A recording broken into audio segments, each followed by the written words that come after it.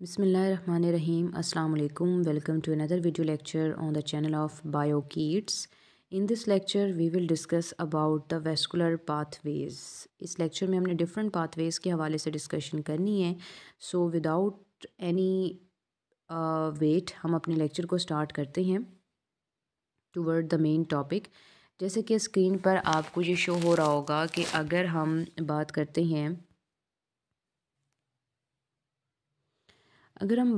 हैं vascular pathway की, तो कार्डियोवैस्कुलर सिस्टम के अंदर दो ही सर्किट हैं जो कि वेस्कुलर पाथवे के अंदर आते हैं. एक को हम पल्मोनरी सर्किट कहते हैं जिसमें ब्लड जाता है लंग्स से हार्ट की तरफ और हार्ट से दोबारा लंग्स की तरफ, तो इसको हम नाम देते हैं कि ये हमारा पल्मोनरी सर्किट है. और दूसरा होता है सिस्टमेटिक सर्किट जिसके अंदर ब्लड जो है ये तमाम बॉडी पार्ट्स को जो है वो पहुंचाया जाता है. लेकिन इससे पहले हम एक छोटा सा येलो बॉक्स जो है वो डिस्कस कर लेते हैं. ऑल दो को ये इम्पॉर्टेंट नहीं है शॉर्ट क्वेश्चन के हवाले से, लेकिन यहाँ पर इम्पॉर्टेंट जो है एमसीक्यूज़ आपको आ सकते हैं. सो ये डिस्कस कर लेते हैं. यहाँ पे हमने ये जस्टिफाई करना है कि वेजो कॉन्स्ट्रिक्शन और वेजो डायलेशन क्या ये रिफ्लेक्टिव इमोशंस होते हैं, तो क्यों. देखिए, वेजो डायलेशन और कॉन्स्ट्रिक्शन ये दो ऐसी कंडीशंस हैं जो कि एपिनेफ्रीन हार्मोन की वजह से होती हैं. ठीक है, ये हार्मोन जैसे ही रिलीज़ होता है so it is responsible for the fear flight and fright conditions. ठीक है, ये ऑटोनॉमिक नर्वस सिस्टम के सिंपैथेटिक नर्वस सिस्टम के साथ काम करता है. तो जो सिंपैथेटिक नर्वस सिस्टम होता है उसकी जो डायलेटर फाइबर्स हैं यानी सिंपैथेटिक वेजो डायलेटर फाइबर्स हैं, ये इस रेगुलेटरी सिस्टम का पार्ट होती हैं जो कि ब्रेन के सेरेब्रल कॉर्टेक्स एरिया से स्टार्ट होती हैं और फिर postganglionic neurons in the blood vessels on skeletal muscle, यानी स्केलेटल मसल के ऊपर जो प्रोस्टाग्लैंडोनिक न्यूरॉन्स होते हैं वहाँ पे ये टर्मिनेट कर जाता है. ठीक है, वहाँ से जो है एसिटाइलकोलिन रिलीज़ होता है और इस तरह से वेजोडाइलेशन हो जाती है. वेजोडाइलेशन हो जाएगी तो ब्लड प्रेशर जो है वो नॉर्मल हो जाएगा, ईजिली जो है वो चैनल से मूव कर सकता है. और इस दौरान थ्रू फेयर चैनल से बजाय इसके कि कैपिलरी में ब्लड रिलीज़ किया जाए, थ्रू फेयर चैनल में लार्ज क्वांटिटी में ब्लड रिलीज़ किया जाता है, जिससे क्या होता है कि आपकी स्किन काफ़ी ज़्यादा हॉट हो जाती है क्योंकि हीट रिलीज़ हुई है और रेड होना शुरू हो जाती है ताकि आपका बॉडी टेम्परेचर मेंटेन किया जा सके ब्लड प्रेशर के थ्रू. सो ब्लड प्रेशर को मेंटेन किया जाता है इस तरह से, यानी अगर आपका ब्लड प्रेशर बहुत डाउन हो गया है तो इस कंडीशन से जो है ब्लड प्रेशर को नॉर्मल किया जाता है वेजोडाइलेशन करा के. ठीक है, ऑन द अदर हैंड कि अगर आपका प्रेशर बहुत ज़्यादा हाई हो गया है तो फिर उसको डाउन कैसे किया जाएगा, उस दौरान जो है वेजो कॉन्स्ट्रिक्शन कराई जाती है. That is the contraction of blood vessel, जिससे कम से कम स्किन की तरफ जो है ब्लड भेजा जाएगा. ब्लड बहुत कम होगा, हीट भी रिज़र्व की जाएगी, प्रिजर्व की जाएगी, जिससे आपकी जो स्किन है वो कोल्ड होना शुरू हो जाती है यानी नॉर्मल होना शुरू हो जाएगी. सो कुछ ऐसी सिचुएशंस होती हैं लाइक शॉक है, हाइपरटेंशन है, ट्रैकीकार्डिया और हाइपोटेंशन, ब्रेडिकार्डिया, ये सारी कंडीशंस हैं जो कि एसोसिएटेड होती हैं इन दोनों फिनोमेनास के साथ और ये इंटरक्रैनियल प्रेशर के थ्रू इंक्रीज़ या डिक्रीज़ की जाती हैं. बेसिकली वेजोडाइलेशन एसोसिएटेड होती है हाइपोटेंशन की वजह से और जो है ब्रेडिकार्डिया की वजह से, और वेजो कॉन्स्ट्रिक्शन एसोसिएटेड होती है ट्रैकीकार्डिया या फिर जो है वो हाइपरटेंशन से. सो ये था येलो बॉक्स जो कि आपने याद रखना है. सो आपको आसानी होगी एमसीक्यू अटैम्प्ट करने में. हम चलते हैं अपने मेन टॉपिक की तरफ यानी वेस्कुलर पाथवे की तरफ, जिसमें पल्मोनरी सर्किट और सिस्टमैटिक सर्किट है. सबसे पहले हम यहाँ पे डिस्कस कर लेते हैं पल्मोनरी सर्किट. थोड़ा सा बुक के अंदर अरेंजमेंट जो है वो आगे पीछे की हुई है तो आपको बुक से कन्फ्यूजन हो सकती है, लेकिन अगर आप आसानी से समझना चाहते हैं तो आप लेक्चर को फॉलो कर सकते हैं, इसमें कोई इतना इशू नहीं है. ठीक है, सो पल्मोनरी सर्कुलेशन होती क्या है. देखें, अगर जो ब्लड है वो हार्ट से जाता है लंग्स की तरफ, ठीक है, और फिर दोबारा हार्ट से क्या जाएगा लंग्स की तरफ, लंग्स से कहाँ जाएगा हार्ट की तरफ, इसको हम नाम दे रहे हैं पल्मोनरी सर्कुलेशन का. होता ये है कि हार्ट की जो राइट एट्रियम है जिसमें डीऑक्सीजनेटेड ब्लड होगा ये राइट वेंट्रिकल में जाएगा. राइट वेंट्रिकल जब कॉन्ट्रैक्ट करेगा तो पल्मोनरी ट्रंक में, वहाँ से पल्मोनरी आर्टरीज़ के थ्रू लंग्स में आ जाएगा ऑक्सीजनेशन के लिए. ठीक है जी, ऑक्सीजनेशन हो गई. ऑक्सीजनेशन के बाद जो ब्लड होगा ऑक्सीजनेटेड ब्लड वो लंग्स पोर कर देंगे 4 कार्डियक आर्टरीज़ के अंदर, सॉरी वेन्स के अंदर. सो वो जो वेन्स होती हैं ये ब्लड लेकर जाएंगी left side of the heart तक. लेफ़्ट एट्रियम के अंदर, दोबारा से जो ब्लड है वो उसी हार्ट के अंदर वापस चला गया। इस सारे सर्किट को आप नाम देते हैं पल्मोनरी सर्किट का। उन आर्टरीज़ को पल्मोनरी आर्टरीज़ और उन वेन्स को पल्मोनरी वेन्स कहते हैं। तो इस पैराग्राफ के अंदर सारा यही लिखा हुआ है, लेकिन थोड़ा इन्होंने आगे पीछे लिखा हुआ है तो आपको कन्फ्यूजन हो सकती है, ठीक है। इसके अलावा नेक्स्ट जो हमारा सर्किट है वो है सिस्टमैटिक सर्कुलेशन का, लेकिन यहाँ पे मैं आपको शॉर्ट क्वेश्चन बता देती हूँ ये कौन सा है। ये शॉर्ट क्वेश्चन है, what do you know about pulmonary circulation. So pulmonary circulation में आप इस तरह से ख़ुद भी कर सकते हैं कि आप हार्ट की डायग्राम ड्रॉ कर लें, ठीक है। साथ में जो है आप नीचे जो है लंग्स की डायग्राम ड्रॉ कर लें, इन्होंने सारा ही उल्टा लिखा हुआ है। सो आप हार्ट की डायग्राम और जो है इसके नीचे जो है लंग्स की डायग्राम ड्रॉ कर लें, और एरो हेड आप ऐसे शो कर सकते हैं, यानी ये लेट्स से कि आपने हार्ट का स्ट्रक्चर ड्रॉ किया है और ये लेट्स से कि आपने लंग्स जो हैं वो ड्रॉ किए हैं, ठीक है। तो आप इस किस्म का एरो हेड लगाएंगे, ठीक है, ये इस तरह से, और ऊपर आपने थ्योरी में लिखा हुआ होगा, तो आपको यहाँ से ये 3 मार्क्स का शॉर्ट क्वेश्चन जो फुल मार्क्स भी दे सकता है। तो स्टेटमेंट क्या है, what do you know about pulmonary circuit या पल्मोनरी सर्कुलेशन। नेक्स्ट आता है जी सिस्टमैटिक सर्कुलेशन। ये क्या चीज़ होती है, देखिए सिस्टमैटिक का मतलब ये होता है जिसमें जो है ना एक चीज़ बहुत डिवाइड कर जाती है, ठीक है, ताकि प्रॉपरली फंक्शन कर सके। सिस्टमैटिक सर्कुलेशन का मतलब ये होता है कि जब ब्लड जो होता है ये लेफ़्ट एट्रियम से लेफ़्ट वेंट्रिकल में जाता है, लेफ़्ट वेंट्रिकल से ब्लड एओर्टा में, एओर्टा से जो है ये कहाँ पे जाता है, लेफ़्ट वेंट्रिकल से ये ब्लड जाता है सारी बॉडी की तरफ, तो इसको हम नाम देते हैं कि ये यहाँ पर जाएगा for the process of circulation, तो for the process of nutrient distribution, तो हम इसको सिस्टमैटिक सर्कुलेशन कहते हैं। सो इसमें जितनी भी आर्टरीज़ और वेन्स आती हैं वो इसी सर्किट के अंदर जो है इन्वॉल्व हैं। ये इंक्लूड करता है उन तमाम आर्टरीज़ और वेन्स को that are not the part of pulmonary या अदर देन पल्मोनरी, ठीक है, उसके अलावा, यानी हम बात करें सिस्टमैटिक की सिर्फ। सो लार्जेस्ट आर्टरी सिस्टम की एओर्टा होती है, जैसे हमने मल्टीपल लेक्चर्स में ये चीज़ डिस्कस की है कि एओर्टा लार्जेस्ट आर्टरी होती है, और लार्जेस्ट वेन जहाँ की सुपीरियर वीना केवा और इन्फीरियर वीना केवा होती हैं। जहाँ पे पाथवे कुछ इस किस्म का होगा कि लेफ़्ट वेंट्रिकल ब्लड पंप करेगा एओर्टा में, एओर्टा से पूरी बॉडी में डिस्ट्रीब्यूट हो जाएगा डिफरेंट ब्रांचेस के थ्रू, और फिर वापस कैसे आएगा, कलेक्शन कैसे होगी, अपर बॉडी पार्ट से सुपीरियर वीना केवा कलेक्ट कर लेगा, और लोअर बॉडी पार्ट से इन्फीरियर वीना केवा जो है कलेक्ट कर लेगा। दोनों ब्लड को कलेक्ट करके वीनी केवी के अंदर देंगे, और वीनी केवी जो होती है, या विनायक केवाय भी पढ़ा जाता है, लेकिन बेटर है कि आप वीनी केवी पढ़ें। वीना केवा जो होता है इसके अंदर चला जाता है, और ये हार्ट को वापस ये डीऑक्सीजनेटेड ब्लड राइट एट्रियम के अंदर दे देता है। इस सारे सर्किट को हम नाम देते हैं सिस्टमैटिक सर्कुलेशन का, ठीक है। इसके साथ हमारे पास जो एक क्वेश्चन जहाँ पे आता है, what do you know about systematic circulation, 3 marks का शॉर्ट क्वेश्चन है, तो ये आप यहाँ से अटैम्प्ट कर सकते हैं, ठीक है जी। कोरोनरी सर्कुलेशन, अब यहाँ पर आपको माइंड में एक चीज़ आ रही होगी कि कोरोनरी क्या चीज़ होती है। अगर आपको याद हो तो इस चैप्टर के जो पहला लेक्चर है उसी में हमने एक वर्ड यूज़ किया था कोरोनरी, कि लैटिन में हार्ट से रिलेटेड कोई चीज़ हो तो उसको हम कोरोनरी कहते हैं, ठीक है। सो कोरोनरी सर्कुलेशन का मतलब ये है कि हार्ट के अंदर जो सर्कुलेशन हो रही है हम उसको डिस्कस करने वाले हैं। सो हार्ट की जो वॉल्स होती हैं इनको भी ब्लड सप्लाई चाहिए होता है अपने तमाम वाइटल एक्टिविटीज़ को परफॉर्म करने के लिए। सो मायोकार्डियम को जो ब्लड दिया जाता है राइट और लेफ़्ट कोरोनरी आर्टरीज़ की मदद से। ब्लड इन जो है आर्टरीज़ के थ्रू मायोकार्डियम में जाता है, वहाँ ये मायोकार्डियल कैपिलरीज़ में डिवाइड कर जाता है, और वहाँ जो है गैसेस एक्सचेंज भी हो जाएगा, न्यूट्रिशन एक्सचेंज भी हो जाएगा, वेस्ट भी कलेक्ट हो जाएगा, और फिर जो है एक कार्डियक जो वेन्स होते हैं, यानी राइट कार्डिक वेन और लेफ़्ट कार्डिक वेन्स, उनके थ्रू कलेक्ट कर लिया जाएगा। जो पाथवे, जो कोर्स, जो रास्ता है, ठीक है, ये जो कोर्स होगा इनका वो सेम होगा बिल्कुल आर्टरीज़ की तरह, यानी आर्टरीज़ लेकर जाएंगी तो ये वेन्स ऐसे ब्लड वापस लेंगी। तो हमने कहा है कि पैरेलल पाथवे होता है दोनों का, साइड बाय साइड, साथ ही साथ ये दोनों मिलकर काम करते हैं, आर्टरीज़ और वेन्स। इसके अलावा ये जो साइनस होती है, यानी ये जो वेन है, ठीक है, जो कार्डिक वेन्स होती हैं, ये कहाँ पे टर्मिनेट या कन्वर्ज करती हैं, कोरोनरी साइनस के अंदर। ये ब्लड पोर करती है सुपीरियर वीना केवा के अंदर, और डायरेक्टली राइट एट्रियम में ब्लड चला जाता है, ठीक है जी। अब इसके बाद यहाँ पे जो आपको क्वेश्चन आता है, that is briefly describe about coronary circulation, एक शॉर्ट क्वेश्चन। दूसरा आता है briefly describe coronary circulation in humans, और यहाँ पे एक और शॉर्ट क्वेश्चन आता है, right about the arteries and veins of coronary circulation, how they work, ठीक है। तो ये 3 शॉर्ट क्वेश्चन यहाँ से आपको आती हैं फेडरल बोर्ड के पेपर में। तो नेक्स्ट जो हमारे पास सिस्टम है that is hepatic portal system, ठीक है। ये क्या चीज़ होती है? सबसे पहले तो हमें ये पता होना चाहिए कि पोर्टल सिस्टम क्या है।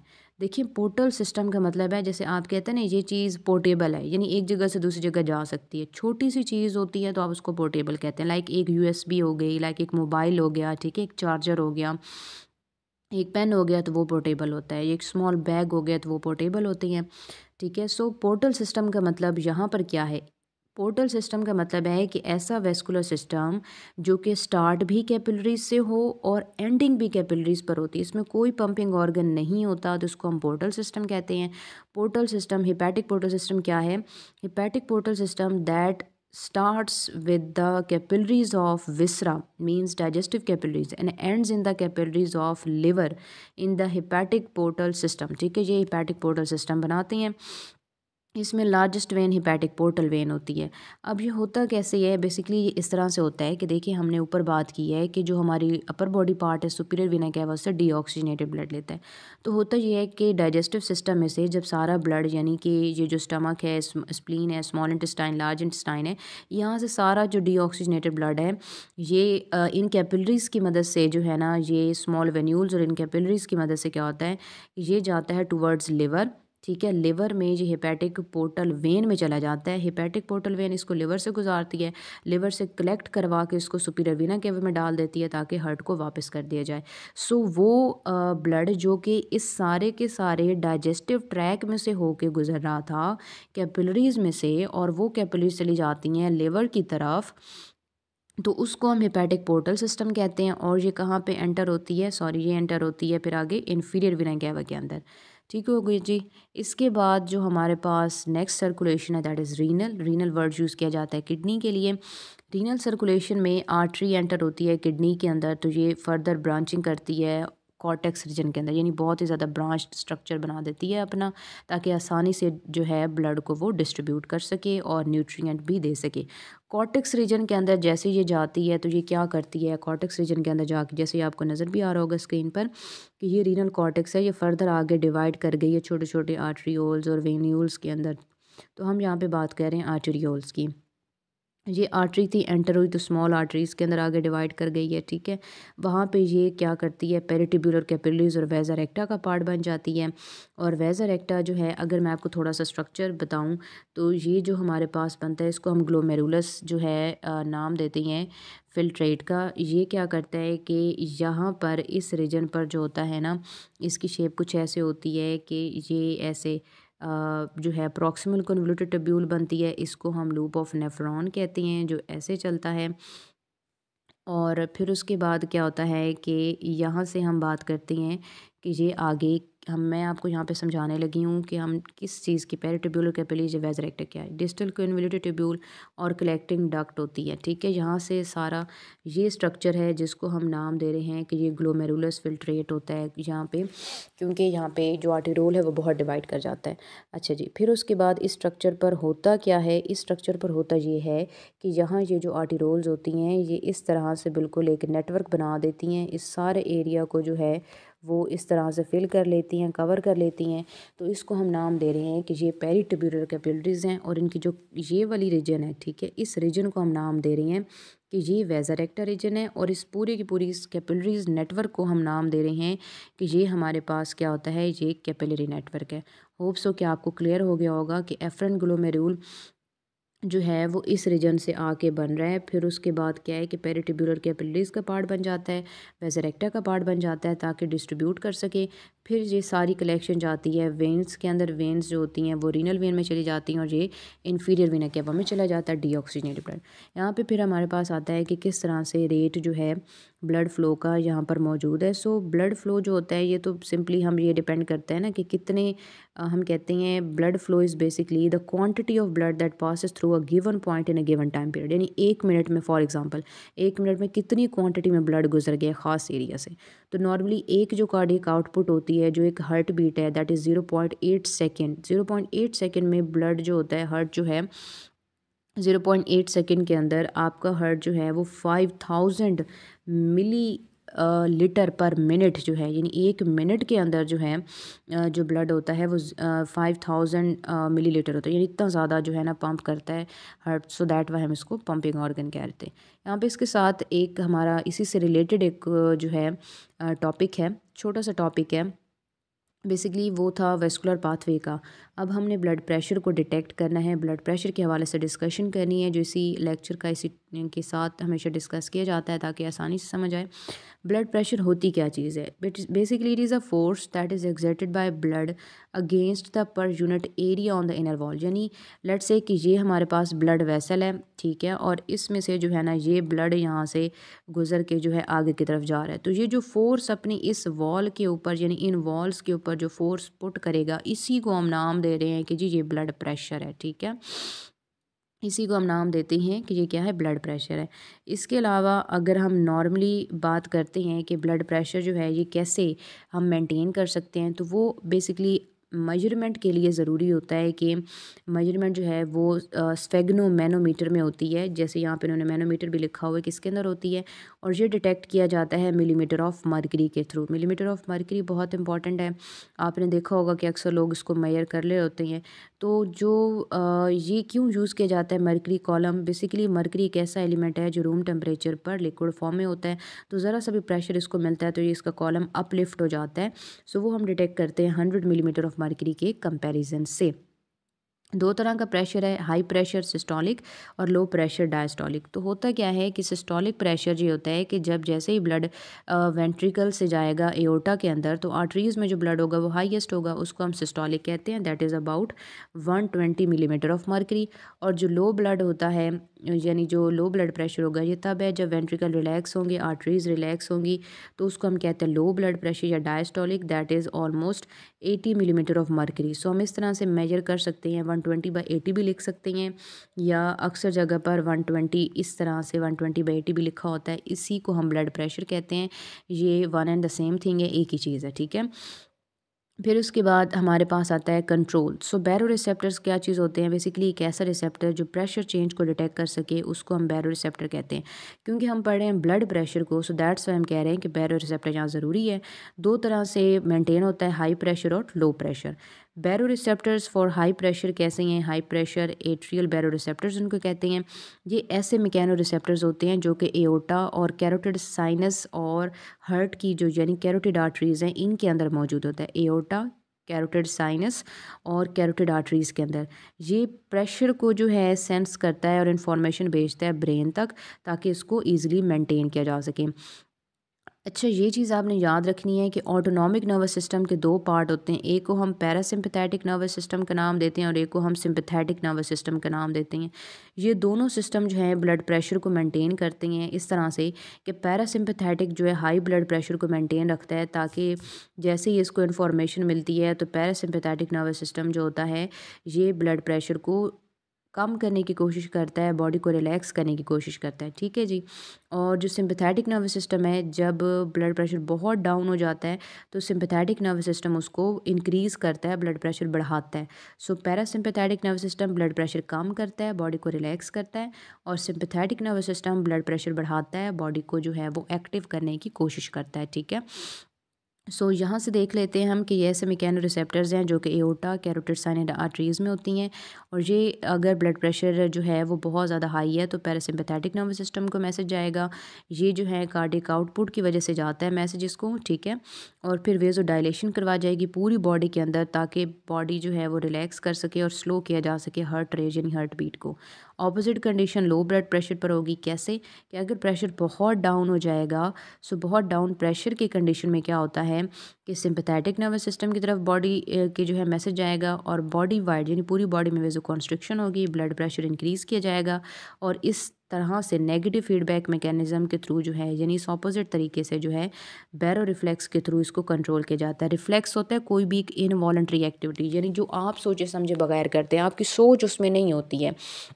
अब देखें ब्लड प्रेशर को मेंटेन करना है तो कोई आप थोड़ी अपने ब्रेन को मैसेज दे रहे होते हैं कि आप जी ब्लड प्रेशर को कंट्रोल करें, ऑब्वियसली नॉट, कि आप अपने ब्रेन को ऐसा मैसेज नहीं दे सकते, ये खुद ब खुद ही हो रहा होता है, ये एक रिफ्लेक्स है, ठीक है। और बैरो क्योंकि प्रेशर की वजह से है तो बैरो रिफ्लेक्स जो है वो ब्लड प्रेशर की मेंटेनेंस की रिफ्लेक्स को हम कहते हैं, ठीक है।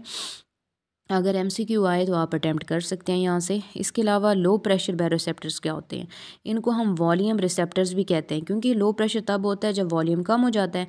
सो दैट्स वाई हम इसको वॉल्यूम रिसेप्टर्स भी कहते हैं। ये एट्रिया के अंदर होते हैं, हार्ट के अंदर, और जो है ये कैरोटिड आर्टरीज़ में होते हैं। जब प्रेशर बहुत कम हो जाता है, ठीक है, सो उससे कंडीशन क्या होती है, उससे ये होता है कि हाइपोथैलेमस जो हमारे ब्रेन का पार्ट है, जो हमारे फोर ब्रेन का थर्ड पार्ट है हाइपोथैलेमस, ये एक्टिव हो जाता है।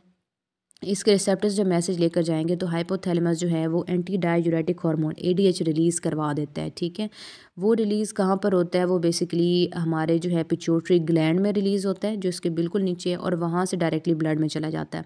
ब्लड में जाके ये किडनी की तरफ जाता है, तो वहाँ पे वाटर की रिटेंशन और इसके अब्जॉर्प्शन को बहुत इंक्रीज़ कर देता है, ताकि ज़्यादा क्वांटिटी में वाटर एब्जॉर्ब होकर ब्लड में पोर किया जाए और ब्लड का वॉल्यूम बढ़ सके। जब वॉल्यूम बढ़ेगा तो ऑब्वियसली प्रेशर बढ़ जाएगा, तो इस तरह से ब्लड प्रेशर को इंक्रीज़ किया जाता है। यहाँ पे एक कंपैरिजन छोटा सा दिखाया गया है कि किस तरह से हम इस प्रेशर का कंपैरिजन कर सकते हैं। बेसिकली लार्जेस्ट एओर्टा जो है, ये लार्जेस्ट आर्टरी है जिसमें सबसे ज़्यादा प्रेशर है। 30 सेंटीमीटर पर सेकंड की रफ्तार से ब्लड बहुत फास्ट मूव करता है, और लोवेस्ट होता है कैपिलरीज में 0.2 सेंटीमीटर पर सेकंड, ठीक है। अब हम ये सोच रहे होंगे कि ये कैसे पॉसिबल है, इतनी जल्दी और इतनी कम रफ्तार से कैसे? बेसिकली होता ये है कि ये जो सारी की सारी एक्टिविटी है, ये डायमीटर पर डिपेंड करती है। डायमीटर की वजह से जो है ना, ये सारा जो है एक्टिविटी होती है।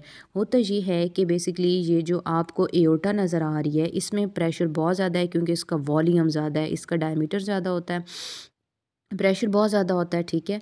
और फिर उसके बाद आर्टरीज़ में प्रेशर, जब ये डिवाइड करती है, आर्टरीज़ बनती हैं, तो प्रेशर थोड़ा कम हो जाता है। आर्टिरोल्स में प्रेशर और कम हो जाएगा।